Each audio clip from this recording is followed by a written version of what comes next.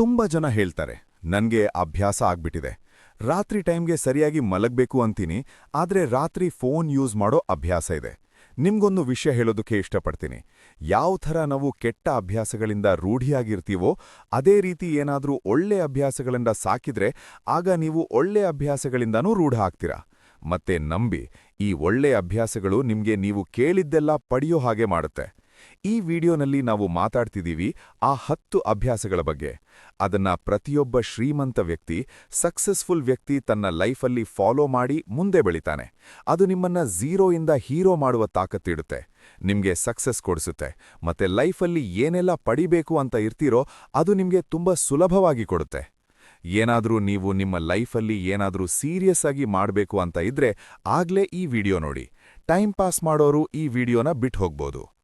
ಈ ವಿಡಿಯೋನ ನೀವು ಒಂದು ನಾರ್ಮಲ್ ವಿಡಿಯೋ ತರ ನೋಡಿ ಸ್ಕಿಪ್ ಮಾಡಬಾರ್ದು, ಯಾಕಂದ್ರೆ ಈ ವಿಡಿಯೋ ನಿಮ್ಮ ಜೀವನನ ಪೂರ್ಣ ರೀತಿ ಬದಲಿಸಿಡುವ ತಾಕತ್ತಿಡುತ್ತೆ. ಮತ್ತೆ ನಾನು ನಿಮ್ಗೆ ಯಾವ 10 ಅಭ್ಯಾಸಗಳ ಬಗ್ಗೆ ಹೇಳ್ತಿದ್ದೀನೋ ಅದನ್ನ ಯಾವತ್ತೂ ಮರಿಬೇಡಿ. ಅದನ್ನ ಎಲ್ಲಾದ್ರೂ ನೋಟ್ ಮಾಡಿಟ್ಕೊಳ್ಳಿ. ಮೆಲ್ಲೆ ಮೆಲ್ಲೆಗೆ ನಿಮ್ಮ ಜೀವನದಲ್ಲಿ ಫಾಲೋ ಮಾಡೋದು ಶುರು ಮಾಡಿ. ಅದು ನಿಮ್ಗೆ ಕೇವಲ ಸಫಲತೆ ಕೊಡೋದಿಲ್ಲ, ಬದಲಿಗೆ ಒಬ್ಬ ಒಳ್ಳೆ ವ್ಯಕ್ತಿನೂ ಮಾಡುತ್ತೆ. ಅವನನ್ನ ನೋಡಿ ಜನ ಇದೇ ಮಾತನ್ನ ಹೇಳ್ತಾರೆ, ನಾನು ಇವರ ಥರನೇ ಆಗ್ಬೇಕು.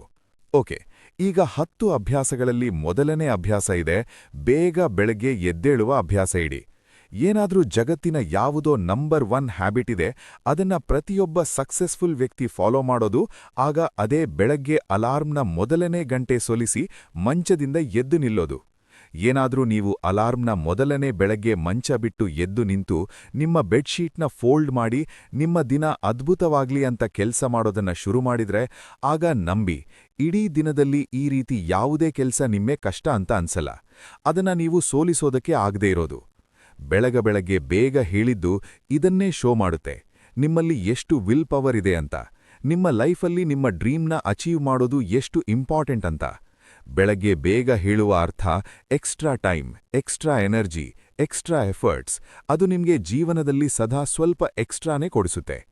ಏನಾದ್ರೂ ನೀವು ಬೆಳಗ್ಗೆ ಲೇಟ್ ಹೇಳುವ ಅಭ್ಯಾಸದಿಂದ ರೂಢಿಯಾಗಿದ್ರೆ ಆಗ ಡೇಲಿ ನಿಮ್ಮ ಅಲಾರ್ಮ್ನ ಕೇವಲ 5 ನಿಮಿಷ ಬೇಗ ಇಡ್ತಾ ಹೋಗಿ. ಮತ್ತೆ ಕೆಲವೇ ದಿನಗಳಲ್ಲಿ ನೀವು ಇವತ್ತಿನ ತುಲನೆಯಲ್ಲಿ ಬೆಳಗ್ಗೆ ಬೇಗ ಎದ್ದೊಳ್ಳೋದು ಶುರು ಮಾಡ್ತೀರಾ. ನಮ್ಮ ಎರಡನೇ ಹ್ಯಾಬಿಟ್ ಇದೆ, ಸದಾ ನಮ್ಮ ಗುರಿಗೋಸ್ಕರ ಏನಾದ್ರೂ ಹೊಸದನ್ನ ಕಲಿತೀರಿ.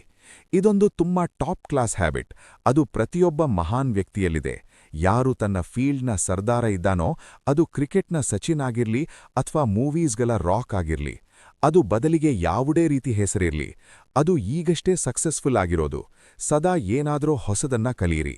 ಈ ಜಗತ್ತಲ್ಲಿ ನೀವು ಏನೆಲ್ಲ ಕಲಿತೀರೋ, ಯಾವುದಾದ್ರೋ ಅದು ಕೆಲಸಕ್ಕೆ ಖಂಡಿತ ಬರುತ್ತೆ. ಸಕ್ಸಸ್ಫುಲ್ ಜನರು ತಮ್ಮ ಕನಸುಗಳನ್ನ ಪಡೆಯೋದಕ್ಕೆ ಎಲ್ಲಾ ಥರದ ಎಕ್ಸ್ಪೆರಿಮೆಂಟ್ ಮಾಡ್ತಾರೆ.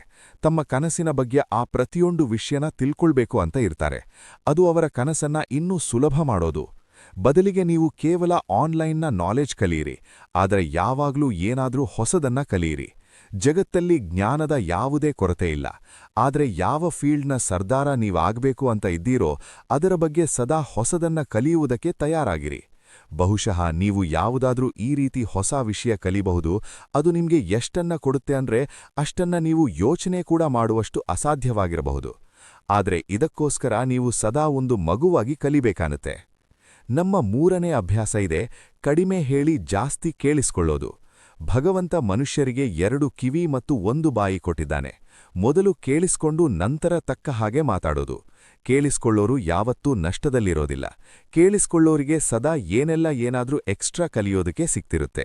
ಕಡಿಮೆ ಮಾತಾಡುವ ಅರ್ಥ ಇದೆ, ಕಡಿಮೆ ಎನರ್ಜಿ ವೇಸ್ಟ್ ಆಗೋದು, ಜನರಿಗೆ ಬಾಯಿ ಕಡಿಮೆ ಕೊಡೋದು, ಒಬ್ಬರ ಮುಂದೆ ದುರ್ಬಲ ಆಗದೇ ಇರೋದು, ಕಡಿಮೆ ಜಗಳ ಆಗೋದು.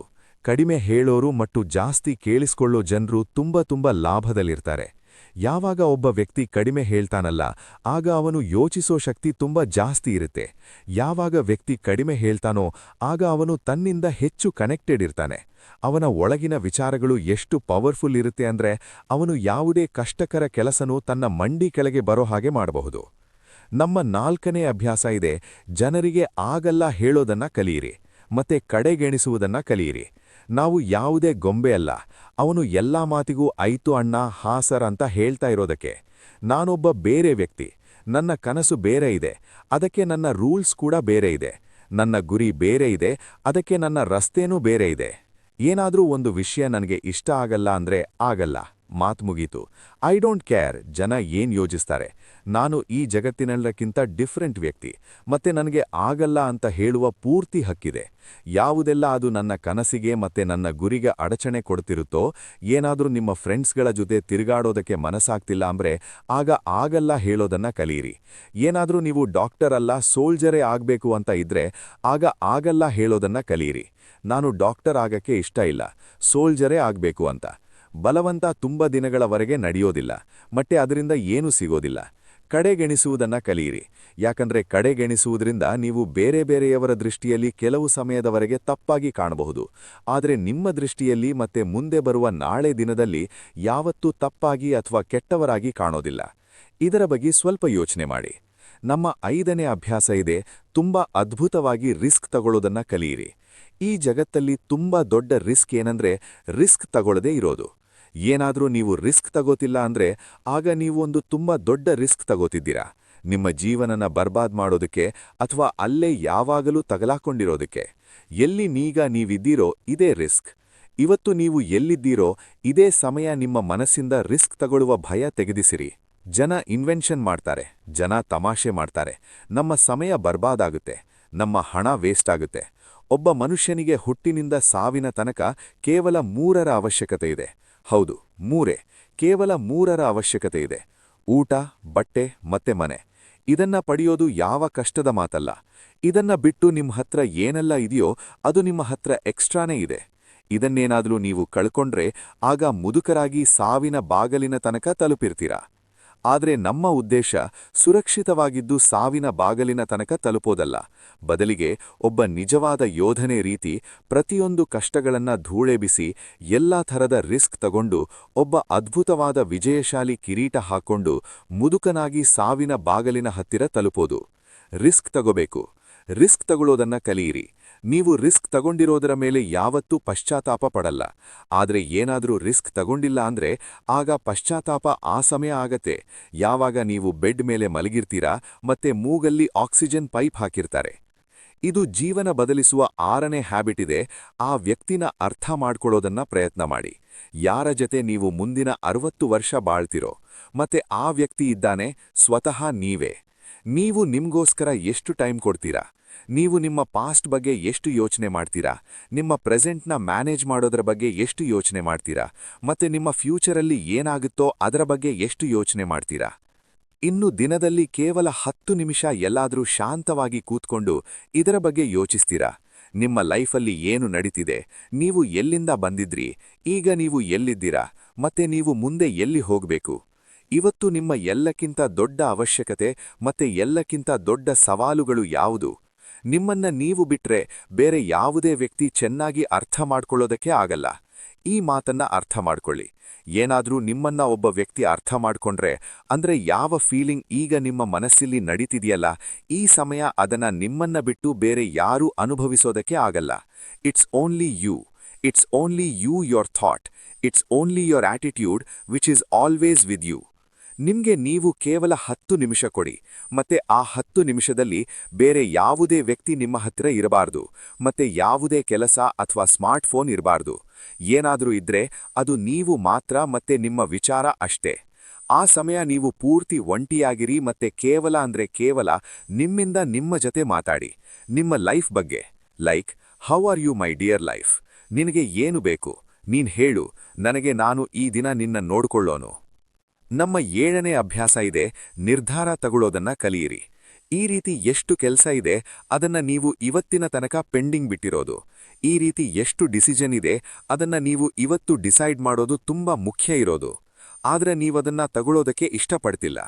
ಡಿಸಿಷನೇ ತಗೊಳ್ಳೋದಕ್ಕೆ ಇಷ್ಟಪಡ್ತಿಲ್ಲ. ನೀವು ಬಯೋ ತಗೋಬೇಕೋ, ಮ್ಯಾಥ್ ತಗೋಬೇಕೋ, ಅಥವಾ ನೀವು ನರ್ಸಿಂಗ್ ಮಾಡಬೇಕೋ, ನೀವು ಪೈಲಟ್ ಆಗಬೇಕೋ ಅಥವಾ IAS ಆಫೀಸರ್ ಆಗಬೇಕೋ, ಡಿಸಿಷನ್ ತಗೊಳ್ಳೋದು ಕಲಿಯಿರಿ. ಡಿಸಿಷನ್ ತಗೊಳ್ಳದೇ ಇರೋದಕ್ಕಿಂತ ತುಂಬಾ ಒಳ್ಳೆಯದು ನೀವು ಒಂದು ಡಿಸಿಷನ್ ತಗೊಂಡು ಅದನ್ನ ಸರಿಯಾಗಿ ಸಾಬೀತುಪಡಿಸೋ ಪ್ರಯತ್ನ ಮಾಡೋದು. ಯಾವಾಗ ಒಂದು ಸರಿ ಡಿಸಿಷನ್ ತಗೊಂಡ್ರಲ್ಲ ನೀವು, ಆಗ ಅದರ ನಂತರ ಆಕ್ಷನ್ ಮೇಲೆ ಬರಬೇಕು. ಎಷ್ಟೆಲ್ಲ ಸೂಪರ್ ಸಕ್ಸಸ್ಫುಲ್ ವ್ಯಕ್ತಿಗಳಿದ್ದಾರಲ್ಲ, ಅವರು ಡಿಸಿಷನ್ ತಗೊಳ್ಳುವ ಮತ್ತೆ ಆಕ್ಷನ್ ತಗೊಳ್ಳುವ ಮಧ್ಯದ ಯಾವ ಟೈಮ್ ಗ್ಯಾಪ್ ಇರುತ್ತೋ ದಟ್ ಈಸ್ ಆಲ್ಮೋಸ್ಟ್ ಝೀರೋ. ಏನಾದ್ರೂ ನೀವು ರಾತ್ರಿ 10 ಗಂಟೆಗೆ ಯಾವುದಾದ್ರೂ ಡಿಸಿಷನ್ ತಗೊಂಡಿದ್ರೆ, ನೀವು ಯಾವುದಾದ್ರೂ ಪ್ಲಾನ್ ಮಾಡಿದ್ರೆ ಈ ಕೆಲಸ ಮಾಡೋಣ ಅಂತ, ಆಗ 10 ಗಂಟೆ ಮೇಲೆ 1 ನಿಮಿಷದಲ್ಲಿ ನಿಮ್ಮ ಆಕ್ಷನ್ ಆ ಡಿಸಿಷನ್ಗೆ ಸಪೋರ್ಟ್ ಮಾಡ್ತಾ ಕಾಣಬೇಕು. ನಮ್ಮ ಜೀವನ ಬದಲಿಸುವ 8ನೇ ಹ್ಯಾಬಿಟ್ ಇದೆ, ಸಮಯನ ಕೆಲಸಕ್ಕೆ ತಗೊಳ್ಳೋದು ಕಲಿಯಿರಿ. ಸಮಯ ಒಂದು ಈ ರೀತಿ ಬ್ಯಾಲೆನ್ಸ್ ಇದೆ, ಅದು ಯಾವಾಗಲೂ ಕಡಿಮೆ ಆಗ್ತಿರುತ್ತೆ, ಮತ್ತೆ ಇದು ಹಾಗೇ ಆಗುತ್ತೆ. ಸಮಯದ ಮೇಲೆ ಯಾವುದೇ ವಸ್ತುವಿನ ವ್ಯತ್ಯಾಸ ಬೀಳಲ್ಲ. ಸಮಯನೇ ಒಂದು ಈ ರೀತಿ ಪ್ಯಾರಾಮೀಟರ್, ಅದರ ಜೊತೆ ನೀವು ಓಡಬಹುದು, ಆದರೆ ಅದರ ಹಿಂದೆ ಇರೋದಕ್ಕೆ ಆಗಲ್ಲ ಅಥವಾ ಅದರ ಮುಂದೆ ಹೋಗೋದಕ್ಕೆ ಆಗಲ್ಲ. ಇವತ್ತು ಏನೆಲ್ಲ ನಿಮ್ಮ ಲೈಫಲ್ಲಿ ನಡೀತಿದೆಯೋ ಅದನ್ನ ನೀವು ಎದುರಿಸಲೇಬೇಕಾಗುತ್ತೆ. ಸಮಯದ ಜೊತೆ ನಡೆಯೋದನ್ನ ಕಲಿಯಿರಿ, ಮತ್ತೆ ಇವತ್ತಿನ ಸಮಯದಲ್ಲಿ ನಿಮ್ಮ ಎಲ್ಲಕ್ಕಿಂತ ಇಂಪಾರ್ಟೆಂಟ್ ಕೆಲಸನ ಮಾಡ್ತಾ ನೀವು ನಡೀತಿರ್ಬೇಕು. ಸಮಯದ ಬಸ್ಸಲ್ಲಿ ಏನಾದ್ರೂ ಒಂದು ಸರಿ ಹಿಂದೆ ಉಳಿದ್ರೆ ಆಗ ಎಷ್ಟಾದ್ರೂ ರೇಸ್ ಮಾಡಿ, ಆದರೆ ಆ ಮೊದಲಿನ ಮಾತು ಯಾವತ್ತೂ ಇರೋದಿಲ್ಲ. ನೋಡಿ, ಯಾರು ಮಲಗಿದ್ದಾನೋ ಅವನು ಡೆಫಿನೆಟ್ಲಿ ಏನಾದ್ರೂ ಕಳ್ಕೊತಿದ್ದಾನೆ, ಮತ್ತೆ ಯಾರು ಎದ್ದಿದ್ದಾನೋ ಅವನು ಓಡ್ತಿದ್ದಾನೆ, ಪಡ್ಕೋತಿದ್ದಾನೆ. ನಾವೆಲ್ಲ ಯಾವಾಗ ಓಡ್ತೀವೋ ಆಗ ನಮ್ಮ ಲೈಫ್ ಟೈಮರ್ನ ಮೇಲಿರೋನು ಸ್ಟಾರ್ಟ್ ಮಾಡ್ತಾನೆ, ಮತ್ತೆ ಆ ದಿನದಿಂದ ನಮ್ಮ ಸಮಯದ ಲೆಕ್ಕ ಹಿಂದೆಯಿಂದ ಶುರುವಾಗುತ್ತೆ. ಮೈ ಫ್ರೆಂಡ್, ಸಮಯನ ಹಾಗೆ ವೇಸ್ಟ್ ಮಾಡಬೇಡ. ಜೀವನ ಬದಲಿಸುವ 9ನೇ ಅಭ್ಯಾಸ ಇದೇ, ಬೇಡದೇ ಇರೋ ವಿಷಯಗಳಿಗೆ ಓದುವುದನ್ನೇ ಕಲಿಯಿರಿ. ಇವತ್ತು ಬೆಳಿಗ್ಗೆಯಿಂದ ಎಷ್ಟು ನೋಟಿಫಿಕೇಶನ್ ನಿಮ್ಮ ಫೋನ್ಗೆ ಬಂತು? ಏನಾದ್ರೂ ನೀವು ನೋಟಿಫಿಕೇಶನ್ ಸ್ವೈಪ್ ಮಾಡಬೇಕು ಅಂತ ಇದ್ರೆ ಆಗ ಅದಕ್ಕಿಂತ ಒಳ್ಳೆಯದು ನೀವು ಆ್ಯಪ್ ನೋಟಿಫಿಕೇಶನ್ ಸೆಟ್ಟಿಂಗ್ ಹೋಗಿ ಅದನ್ನ ಪೂರ್ಣ ರೀತಿ ಬ್ಲಾಕ್ ಮಾಡೋದು. ಅಥವಾ ಏನಾದ್ರೂ ಆ್ಯಪ್ ಇಂಪಾರ್ಟೆಂಟ್ ಇಲ್ಲ ಅಂದ್ರೆ ಆಗ ಅದನ್ನ ನಿಮ್ಮ ಮೊಬೈಲಿಂದ ಅನ್ಇನ್ಸ್ಟಾಲ್ ಮಾಡಿ. ಏನಾದ್ರೂ ನಿಮ್ಗೆ ಒಂದು ಗ್ರೂಪಲ್ಲಿ ಮಜಾ ಬರ್ತಿಲ್ಲ ಅಂದ್ರೆ ಆಗ ಅದನ್ನ ಬಿಡೋದೇ ಒಳ್ಳೆಯದು. ಅದು ಬದಲಿಗೆ ನಿಮ್ಮ ಫ್ರೆಂಡ್ಸ್ ಆಗಿರಲಿ ಅಥವಾ ವಾಟ್ಸ್ಆಪ್ ಗ್ರೂಪ್ ಅಥವಾ ಯಾವುದೇ ಗ್ರೂಪ್ ಆಗಿರಲಿ. ಏನಾದ್ರೂ ನಿಮ್ಗೆ ನಿಮ್ಮ ಕೆಲಸ ಮಾಡೋ ಮನಸ್ಸಾಗ್ತಿದ್ರೆ ಮತ್ತೆ ನಿಮ್ಮತ್ರ ಒಂದು ಅದ್ಭುತವಾದ ಐಡಿಯಾ ಇದ್ರೆ ಆಗ ಬ್ಯಾಕಪ್ ಪ್ಲಾನ್ ಮಾಡಿ. ನಿಮ್ಮ 9 to 5 ಜಾಬ್ ಬಿಡಿ ಮತ್ತೆ ನಿಮ್ಮ ಕನಸಿನ ಮೇಲೆ ತಕ್ಷಣ ಕೆಲಸ ಮಾಡೋದು ಶುರು ಮಾಡಿ. ನೀವೇನಾದ್ರೂ ನಿಮ್ಮ ಲೈಫಲ್ಲಿ ನಿಮ್ಮ ಕೆಲಸದ ಮೇಲೆ ಕಾನ್ಸಂಟ್ರೇಷನ್ ಮಾಡಬೇಕು ಅಂತ ಇದ್ರೆ ಆಗ ಡಿಸ್ಟ್ರಾಕ್ಷನ್ನ ತೆಗಿಲೇಬೇಕಾಗುತ್ತೆ. Life means distraction is equal to concentration. ಎಷ್ಟೆಲ್ಲ ತಲೆನೋವುಗಳನ್ನ ನೀವು ಸಾಕಿಟ್ಟಿದ್ದೀರಲ್ಲ ಅದನ್ನ ತೆಗೆದೆಸಿರಿ, ಯಾಕಂದ್ರೆ ಅದರಲ್ಲಿ ಬೆರೆತ್ ಹೋಗಿ ನಿಮ್ಮ ಕನಸುಗಳು ಕೇವಲ ಕನಸಾಗೇ ಉಳಿದುಬಿಡುತ್ತೆ. ಜೀವನ ಬದಲಿಸುವ 10ನೇ ಅಭ್ಯಾಸ ಇದೆ, ಹಣ ಸಂಪಾದಿಸಿ, ಉಳಿಸಿ ಮತ್ತೆ ಎಲ್ಲಕ್ಕಿಂತ ಇಂಪಾರ್ಟೆಂಟ್ ಇನ್ವೆಸ್ಟ್ಮೆಂಟ್ ಮಾಡಿ. ಆದರೆ ವೇಸ್ಟ್ ಯಾವತ್ತೂ ಮಾಡಬೇಡಿ. ನಿಮ್ಮ ರೂಮಲ್ಲಿ ಒಂದು ಸಲಿ ಕಣ್ಣೆತ್ತು ನೋಡಿ. ಈ ರೀತಿ ಎಷ್ಟು ವಸ್ತುಗಳಿದೆ, ಆದರೆ ನೀವು ಜೋಶಲ್ಲಿ ಬಂದು ಖರೀದಿ ಅಂತೂ ಮಾಡಿದ್ರಿ, ಆದರೆ ಈಗ ಅದು ಮೂಲೆಯಲ್ಲಿ ಬಿದ್ದು ಧೂಳು ತಿಂಕಿದೆ. ಬೀರು ತೆಗೆದು ನೋಡಿ, ಈ ರೀತಿ ನಿಮ್ಮ ಎಷ್ಟೆಷ್ಟು ಬಟ್ಟೆಗಳಿದೆ, ಅದನ್ನ ನೀವು ಖರೀದಿ ಮಾಡಿದ ನಂತರ ಕೇವಲ 3-4 ಸರಿನೇ ಹಾಕಿರೋದು. ಯಾವಾಗ ನಿಮ್ಗೆ ಅನ್ಸುತ್ತೋ ನಾನಿದನ್ನ ಖರೀದಿ ಮಾಡಬೇಕು ಅಂತ, ಆಗ ನಿಮ್ಗೆ ನೀವೇ ಹೇಳಿ, ಇದನ್ನಂತೂ ನಾನು ಖರೀದಿ ಮಾಡ್ತೀನಿ, ಆದ್ರೆ 10 ದಿನ ಆದ್ಮೇಲೆ ನೋಡಿ. ಆಗ ನಿಮ್ಮ ಡಿಸಿಷನ್ ಏನಿರುತ್ತೋ, ಬೇಡದೇ ಇರೋ ವಸ್ತುಗಳನ್ನ ಖರೀದಿ ಮಾಡೋದು, ಅದು 10 ದಿನ ಆದ್ಮೇಲೆ ಖಂಡಿತ ಬದಲಾಗಬಹುದು. ಅದಕ್ಕೆ ಯಾವುದೇ ವಸ್ತುನ ಇಮ್ಮಿಡಿಯೇಟ್ಲಿ ಖರೀದಿ ಮಾಡಬೇಡಿ. ಸ್ವಲ್ಪ ಯೋಚಿಸಿ ನೋಡಿ. ಕಷ್ಟಪಟ್ಟು ಸಂಪಾದಿಸಿರೋ ಹಣ ಅದನ್ನ ಉಳಿಸಿ. ಎಷ್ಟು ಹಣ ಸಂಪಾದಿಸ್ತಿದ್ದೀರೋ ಅದನ್ನ ಉಳಿಸಿ ಇನ್ವೆಸ್ಟ್ ಮಾಡಿ. ಮತ್ತೆ ಅಲ್ಲಿಂದ ಯಾವ ಹಣ ಬರುತ್ತೋ ಅದನ್ನ ಮತ್ತೆ ರೀಇನ್ವೆಸ್ಟ್ ಮಾಡಿ. ಮತ್ತೆ ಅಲ್ಲಿಂದ ಬರೋ ಪ್ರಾಫಿಟಿಂದ ನಂತರ ನಿಮ್ಮ ಖರ್ಚನ್ನ ಮಾಡ್ಕೊಳ್ಳಿ. ಇದೊಂದು ಮಾಸ್ಟರ್ ಫೈನಾನ್ಷಿಯಲ್ ಪ್ಲಾನ್. ಸಂಪಾದಿಸಿ, ಉಳಿಸಿ, ಇನ್ವೆಸ್ಟ್ ಮಾಡಿ, ಮತ್ತೆ ಇನ್ವೆಸ್ಟ್ ಮಾಡಿದ ಪ್ರಾಫಿಟಿಂದ ನಿಮ್ಮ ಖರ್ಚು ಮಾಡ್ಕೊಳ್ಳಿ. ನಿಮ್ಮತ್ರ ಆಗ ಹಣ ಯಾವತ್ತೂ ಕಡಿಮೆ ಆಗಲ್ಲ. ನಿಮ್ಮತ್ರ ಹಣ ಯಾವಾಗ್ಲೂ ಬೆಳೆಯುತ್ತೆ. ಇವತ್ತು ನಿಮ್ಮತ್ರ ಬದಲಿಗೆ ಎಷ್ಟೇ ಹಣ ಇರಲಿ, ಆದರೆ ನೀವು ಕೇವಲ 1 ದಿನ ಹಣ ಇಲ್ಲದೆ ಕಳೆಯಿರಿ.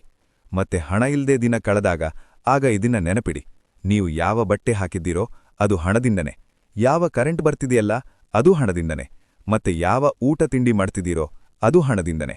ಸೊ ಫ್ರೆಂಡ್ಸ್, ಇದಾಗಿತ್ತು 10 ಪವರ್ಫುಲ್ ಹ್ಯಾಬಿಟ್ಸ್. ಏನು ನೀವು ರೆಡಿ ಇದ್ದೀರಾ ಈ ಹ್ಯಾಬಿಟ್ಸ್ನ ಫಾಲೋ ಮಾಡೋದಕ್ಕೆ?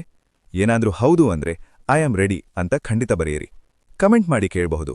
ಏನಾದ್ರೂ ನಿಮ್ ಜೊತೆ ಕೈ ಜೋಡಿಸಬೇಕು ಅಂದ್ರೆ ಆಗ ನಮ್ಮ ಯೂಟ್ಯೂಬ್ ಚಾನೆಲ್ನ ಸಬ್ಸ್ಕ್ರೈಬ್ ಮಾಡಬಹುದು. ಮತ್ತೆ ಈ ವಿಡಿಯೋಗೆ ಒಂದು ಥಮ್ಸ್ ಅಪ್ ಕೊಡಿ. ಐ ಹೋಪ್ ಈ ವಿಡಿಯೋ ನಿಮ್ಗೆ ಹೆಲ್ಪ್ ಆಗಿದೆ. ಸಿಗೋಣ ಮುಂದಿನ ವಿಡಿಯೋದಲ್ಲಿ. Keep learning and keep growing.